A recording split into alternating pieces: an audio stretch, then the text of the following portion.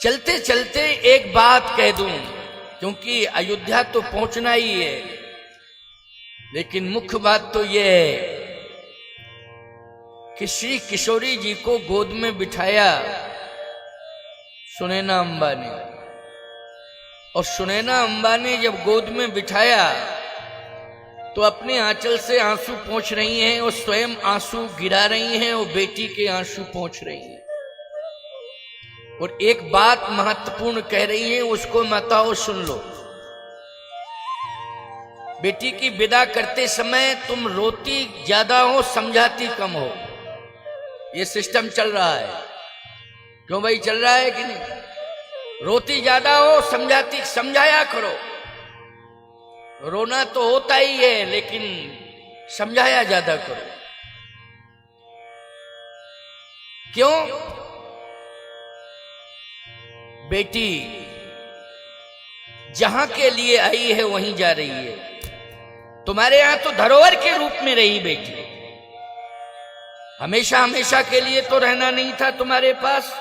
बोलो माता पिता के पास क्या हमेशा हमेशा के लिए रहती है बेटी? नहीं नहीं, वो धरोहर के रूप में होती है, उसका पालन पोषण किया जाता है, फिर उसका विधान जहां होता है विवाह का वहीं पर वो जाती है, और उसकी अंतिम श्वास उसी कुल खानदान में निकलती है प्यारे। अंतिम श्वास भी उसी कुल खानदान में निकलती है। समझाया ज्यादा करो। सुनैना जी ने यही तो किया। पति जान की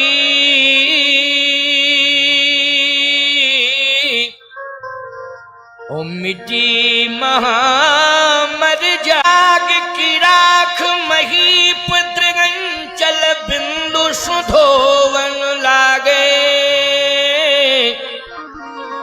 ज्ञान की तो मर्याद मिटी, हा जान की रोवन लागे। हा जानकी हा जानकी हा जानकी हा जानकी कह करके ऐसे रो रहे हैं जैसे सावन भादों में झड़ी लग जाती है पानी की। इस तरह से आंसुओं की झड़ी लग गई, लेकिन कुछ कह नहीं पा रहे हैं, रो रहे हैं। उन्होंने चित्रकूट में कहा है, यहां मौन है, वाणी जो खुली है वो चित्रकूट में खुली है। याद रखना, तब तक मौन ही रहे। वाणी कहां खुली है इसका भी मैं उदाहरण दूंगा, आप लोग सुनते जाना, क्योंकि मुझे अयोध्या ही नहीं पहुंचना है, मुझे चित्रकूट भी पहुंचना है। और मुझे चित्रकूट ही नहीं पहुंचना है, मुझे तो आज दो संतों के पास पहुंचना है। एक तो भरत जी के पास पहुंचना है, दूसरा हनुमान जी के पास पहुंचना है। और ये दो संत अति महत्वपूर्ण हैं। संत तो बहुत हैं, ग्रंथों में संतों की महिमा भरी पड़ी है, लेकिन प्यारे दो संतों की विलक्षण महिमा भरी पड़ी है, भरत जी की और हनुमान जी। इसलिए आप सब श्रवण करना। ये महत्वपूर्ण दिन आज का भी है, वो कल का भी है, क्योंकि एक ही दिन तो रह गया है, अब ज्यादा दिन बचे कहां है। रहा एक दिन, केवल एक दिन। तो आज का दिन तो अब आप सुन ही रहे हैं कथा, लेकिन अब कल का दिन और रह गया है। तो आज और कल भरपूर कथा सुन लो। थोड़ा सा कल के समय में परिवर्तन हुआ है, कल 1 बजे से कथा प्रारंभ हो जाएगी, 1 घंटे का अंतर रहा है। अभी 2 बजे में आता था, कल 1 बजे आऊंगा। और 5 बजे कथा विश्रामित होती है तो 4 बजे, क्योंकि भंडारे का कार्यक्रम कल चलता ही रहेगा। तो मेरा विचार है कि कथा सुनने के बाद जो लोग भंडारे के लिए रह जाएंगे, जैसे बाद में आते हैं, कथा सुनने के बाद उन्हें भंडारा प्रसाद ग्रहण करने का अवसर मिलेगा, और जो लोग भंडारे में यहाँ स्थल पर आते जाएंगे वो भंडारा पाते जाएंगे। निरंतर भंडारा चलता रहेगा, कोई भी भंडारे के इस दिव्य प्रसाद महाप्रसाद से वंचित नहीं रहेगा। सभी को वो महाप्रसाद ठाकुर जी का मिलेगा। इसलिए कल की कथा 4 बजे विश्रामित हो जाएगी, 1 बजे मैं मंच पर आ जाऊंगा। 10:30 बजे महारुद्राभिषेक पूर्ण होगा, इसके बाद हवन होगा, तत्काल भंडारा प्रारंभ हो जाएगा। हवन के बाद भंडारा प्रारंभ हो जाएगा, बस चलता ही रहेगा। लेकिन कथा प्रेमी कथा सुनेंगे, उसके बाद उन्हें भी मिलेगा, ऐसी बात नहीं, वो तो निरंतर चलता ही रहेगा।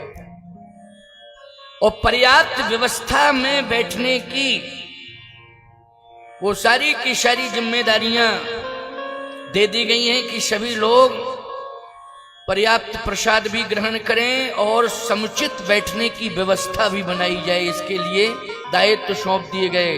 गौतम जी ने मुझे सारी सूचना दी है कि महाराज जी सबको जिम्मेदारियां दे दी हैं। वैसे तो प्रतिदिन सभी जिम्मेदारियां लिए हुए हैं, और मैं तो कहता हूं नगर पालिका का बहुत बड़ा योगदान है। नगर पालिका चेयरमैन मिश्रा जी है ना, मिश्रा जी,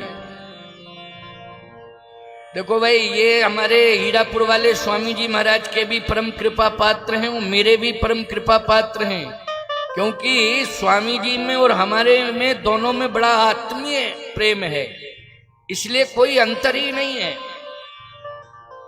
और सभी संतों से जुड़े हुए हैं, सभी संतों का वो आशीर्वाद लेते रहते हैं, इसलिए इतना बड़ा दायित्व उनको मिला है कि वो नगर के प्रमुख व्यक्ति बन गए हैं, आशीर्वाद के द्वारा ही बने। पूरा नगर पालिका का अधिकारी और कर्मचारी और जितने भी पार्षद हैं, वो सभी पार्षद सेवा में लगे हुए हैं। नगर पालिका का बहुत बड़ा योगदान। पूरे नगर के, गाडरवारा शहर के नौजवान और क्षेत्र के सभी नौजवान, वो भी सब सेवा में लगे हुए हैं। बहुत अच्छी व्यापक व्यवस्थाएं हैं और सभी श्रद्धा पूर्वक व्यवस्थापन में भी लगे हैं, सेवा करने में लगे।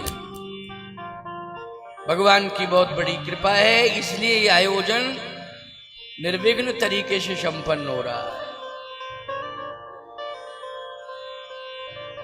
देखो भाई, 12 वर्ष की बालिका है राशि पटेल, चांदौन ग्राम की है।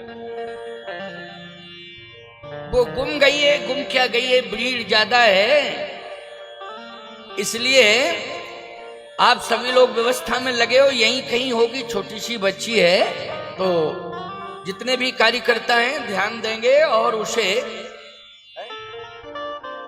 हाँ मंच के पास ले आएंगे, मंच के पास ले आएंगे। कहीं भीड़ भाड़ ज्यादा है, इस कारण से बच्चे हैं, कभी खेलते खेलते थोड़ा दूर भी हो जाते हैं, इसलिए ध्यान रखना और बच्चों को थोड़ा संभाल के रखना, माताओं बहन बेटियों, क्योंकि ये बच्चे जो है धरोहर हैं राष्ट्र की, इसलिए इनको संभाल के रखना, ये आपका धर्म कहता है। कोई बात नहीं है, बच्ची मिल जाएगी, यहीं कहीं होगी, यहीं लाना, मंच के पास लाना। जब भी जिसको मिल जाए थोड़ा सा निगाह में रखो, ध्यान से देखो इधर उधर। तो आइए सुनिए,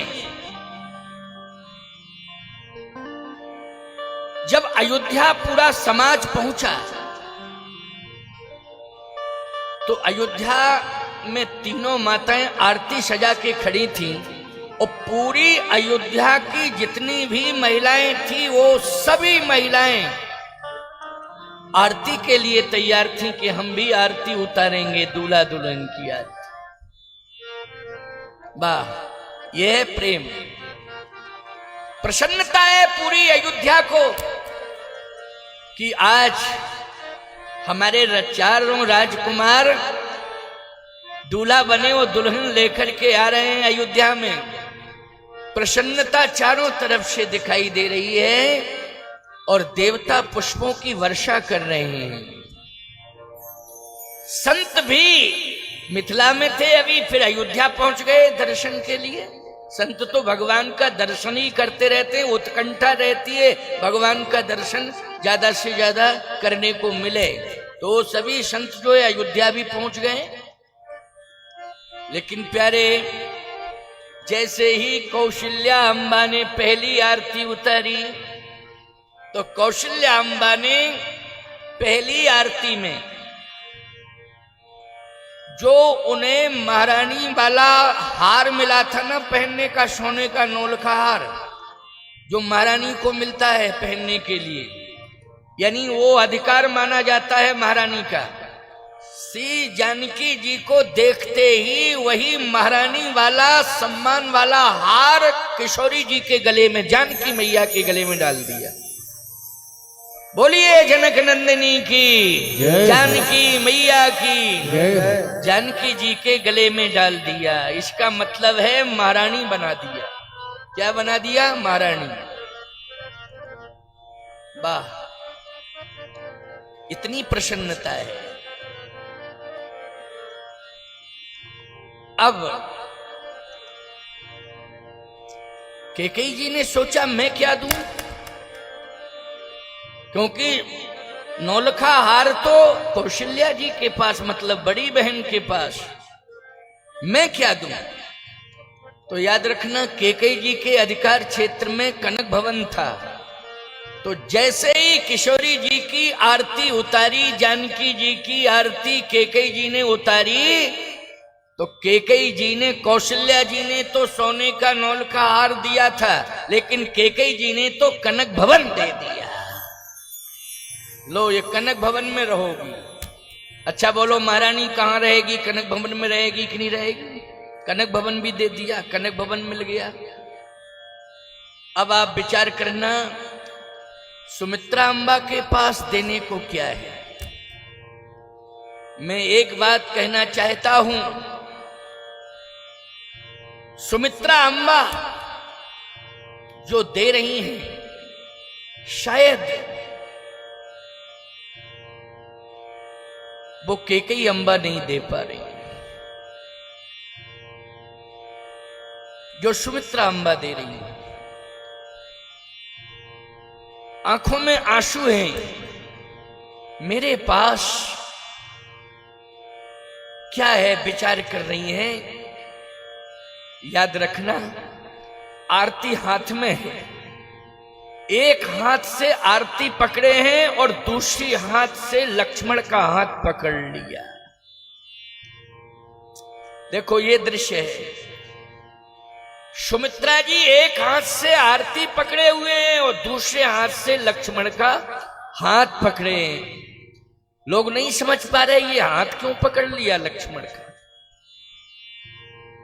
अरे हाथ पकड़ने की क्या जरूरत थी, आरती उतारती और जो होता सो दे देती, लेकिन हाथ क्यों पकड़ा। आरती उतारते उतारते उतारते उतारते आंसू गिर रहे थे, और जैसे ही आरती पूर्ण हुई तो उन्होंने एक ही बात कही कि बड़ी दीदी ने नौलखा हार दे दिया है, कैकेयी दीदी ने कनक भवन दे दिया है जानकी तुम्हें। हे जानकी, मैं अपना पुत्र लक्ष्मण तुम्हें दे रही हूं, आज से तुम्हारा बेटा है।